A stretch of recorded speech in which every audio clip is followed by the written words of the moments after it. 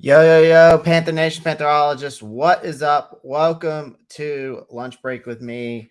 Appreciate everyone joining the live stream. Just make sure you pound the like button as you come in. I know I wasn't streaming last week, but that was just due to the holiday. Hanging out with family and friends. Feel free to get in the comment section. Damn, I look like I got some fucking sun. All right. Either way. Let's get into it. So we're going to be talking about a couple different things today. We're going to be talking about the ESPN ranking our roster, and then we're going to talk about Derek Brown's getting ranked by ESPN as well. And then I'm going to talk about I want to talk about our off season and kind of what we learned about from this this whole off season that we've had. So let me go ahead and share my screen here real quick. Get over to this ESPN. Where's that? Okay, perfect. All right, perfect. So ESPN came out with this ranking NFL rosters for the 2023 season, strengths and weaknesses. This is by Mike Clay and Seth Walder. This is a little bit of an old article. I didn't get around to this yet, but I wanted to jump right into it. And let's just go ahead and jump to Carolinas. Let's see if it takes me to there. Okay, perfect. So, well, let's actually, you know what? I apologize. Let's start from the top. So let's see the rankings here. So they got Kansas City 1, Philadelphia 2. This is ranking of their rosters, by the way. Buffalo 3, Miami 4, Cincinnati 5, Dallas 6, Los Angeles 7, San Fran 8, Cleveland 9, see Jets 10, Baltimore 11, Seattle 12, Denver 13, Pittsburgh 14, Jacksonville 15, Minnesota 16, Detroit Lions 17, New York Giants 18, New Orleans 19, New England 20. Move this over here. So, okay, perfect. So I can see what I'm doing. Perfect. All right. Then I can look at y'all. Perfect. All right. And so New England 20. Let's see. New England 20. Las Vegas 21. Chicago 22. Green Bay 23. I don't know how the fuck Green Bay is in front of us. I mean, I don't see how some of these teams. Chicago, I wouldn't even put in front of us. Vegas, I wouldn't put in front of us. New England, I wouldn't put in front of us. Saints, you could debate. Giants, I wouldn't put in front of us. That's just my take. All right, Chicago. All right, Green Bay. They got the Washington Commanders in front of us. Are you fucking kidding me? You gotta be shitting me. I haven't even read this article yet. So, all right. So they got us ranked 25. I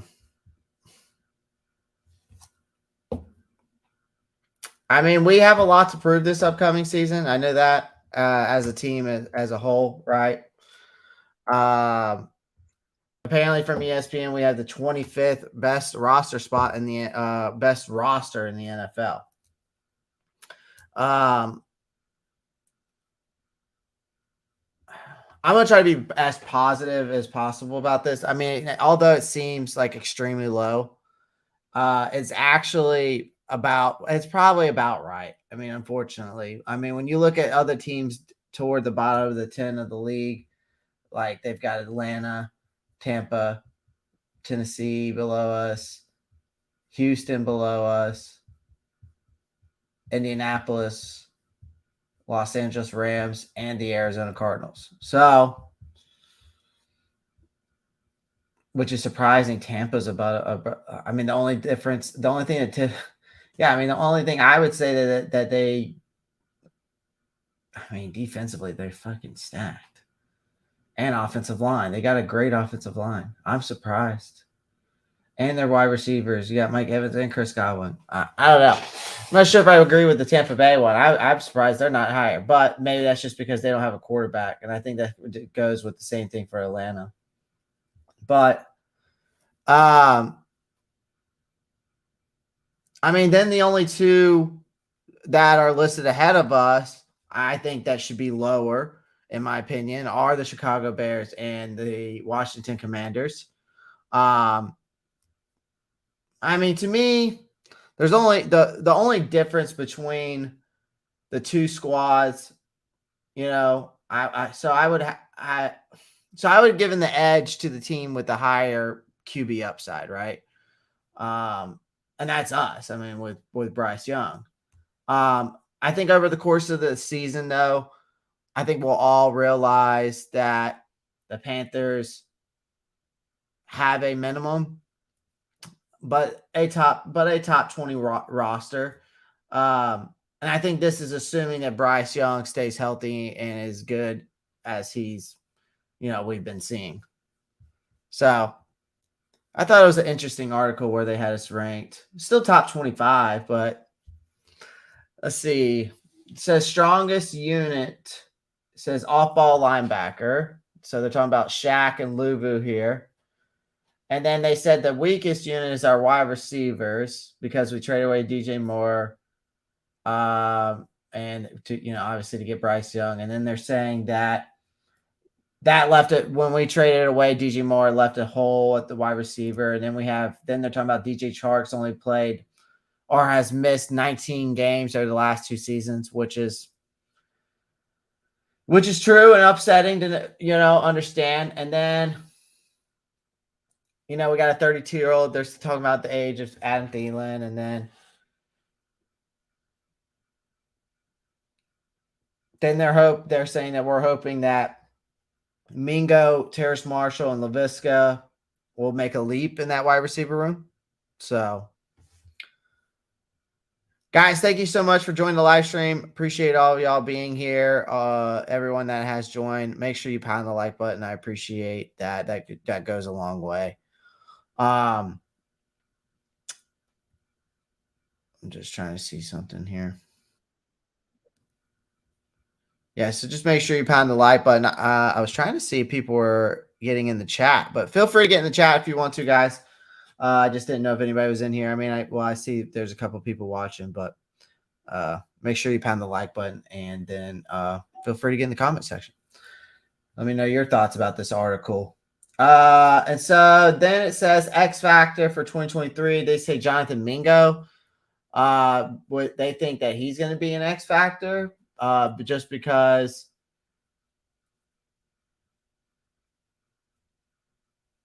of our wide receiver room, the fact that we dealt away DJ Moore, and then you have veterans like Thielen and Chark.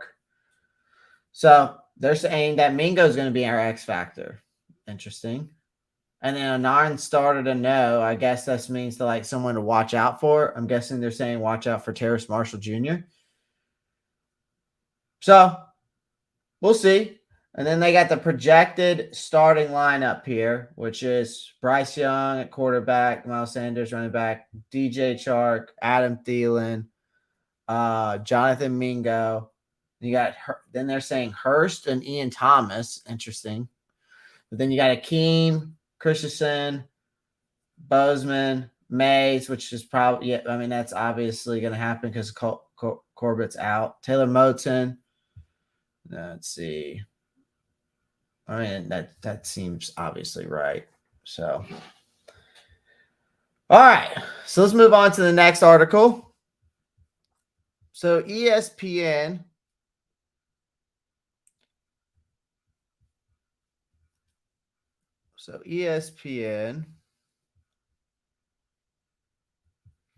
did a ranking of the top 10 NFL defensive tackles. All right. The reason why I'm bringing it up is because you'll see. But anyways, let's get right into it. So number 1, they got Aaron Donald. Makes sense. Number 2, Chris Jones. Jeffrey Simons. Yep. Quentin Williams. Stud. I mean, all these guys are studs. Javon Hargrave. Yep. Stud. Dexter Lawrence. DeForest Buckner. Darren Payne. Cam Hayward. And Jonathan Allen. Then we get into the honorable mentions. So they got Christian Wilkins, Vita Vea, Kenny Clark, and then our boy Derek Brown. And then Leonard Williams. And then they also have received votes Grady Jarrett, Eric Armstead, DJ Reader, Draymond Jones, Dalvin Tomlinson, Ed Oliver, and Grover Stewart. I'm not surprised that he's not in the top 10 or like in the list above all these, like in here. I'm not surprised Derek Brown isn't. But ESPN does consider him a top defensive tackle in the league as one of the best. And they conducted this poll by Jeremy Fowler, and he said NFL coaches, players, and executives ranked this list. When heading into the 2023 season. Now, Derek Brown, like you said, didn't make top, like I was saying, didn't make top of the list, and as you can see here, but he did get an honorable mention, with Christian Wilkinson, Vita Vea, Kenny Clark, Leonard Williams. It's interesting that they are still considering him a defensive tackle, as he will likely play a defensive end in Evero's 3-4 scheme to me, but playing defensive tackle will still be in the cards for Brown, obviously. And we've already heard that from Todd Walsh, our defensive line coach. So, but it's interesting to see that ESPN's got him ranked up this high. So, all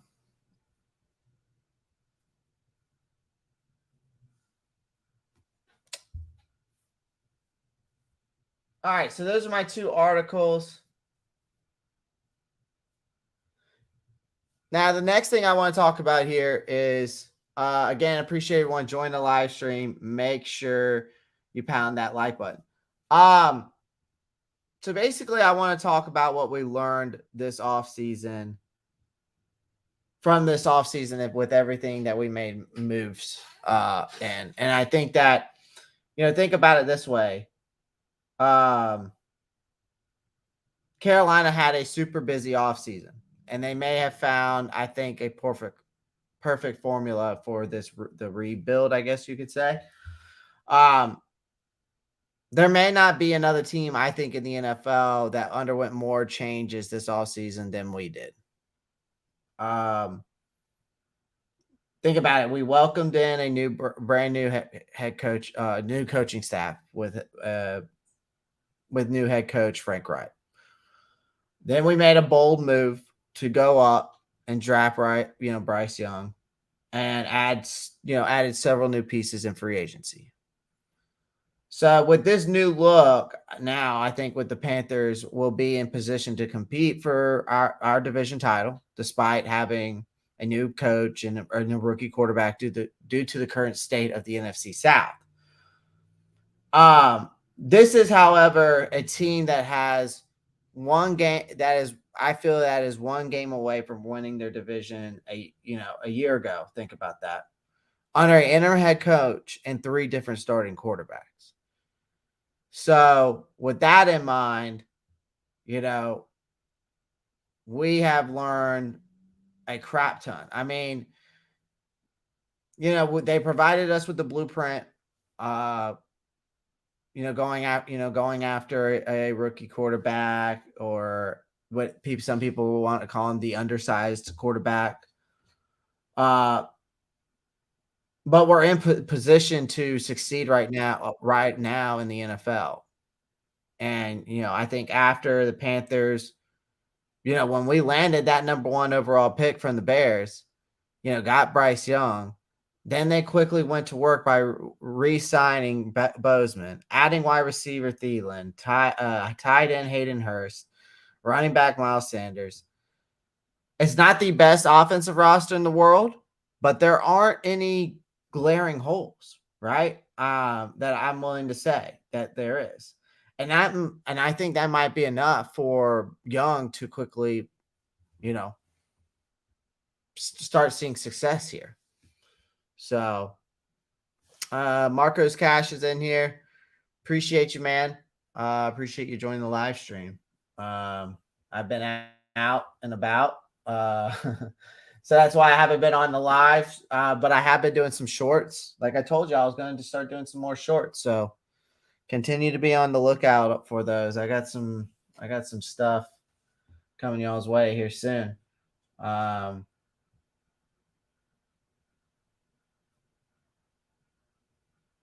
But yeah. I hope everybody had a nice 4th of July. I know I wasn't around last week, but that's just because I was busy dealing with family, work, friends, eating a lot of hamburgers and hot dogs and a couple of brews. Okay, I was just about to ask where you been. Yeah, I was enjoying my holiday. When holiday comes around, it's kind of hard for me to get on here and stream when you got family coming in and all that stuff. So I was just trying to get as much shorts out as I can. But I will have some shorts coming out here soon. Some more shorts coming out. I'll probably post up 2 shorts today, so be on the lookout for those. Trying to just live stream once a day, put out a couple shorts, put about 5, 6, 7 shorts a week. So just be on the lookout for those as well. So, but today was a short one. Today was a short broadcast. Brought to you by betusa.com. Appreciate everyone joining the live stream, pounding that like button. Make sure you share the live streams when you do come in. We are on the road to 5K. I know everyone in here is subscribed, or the people that are watching are subscribed. So I appreciate all y'all. But the ones that are subscribed, please share it. The more people we get in here, the more we can grow this family. And the more I can start going live more, and the more I can start producing more content out there. So it goes a long way just by liking, sharing, and commenting. Just a small little easy things. Make sure you click the post notifications bell. That's huge. That way you don't miss out on any more live streams. Other than that, guys, I appreciate everyone joining. I'll be back live tomorrow, same time, same place, and y'all keep pounding.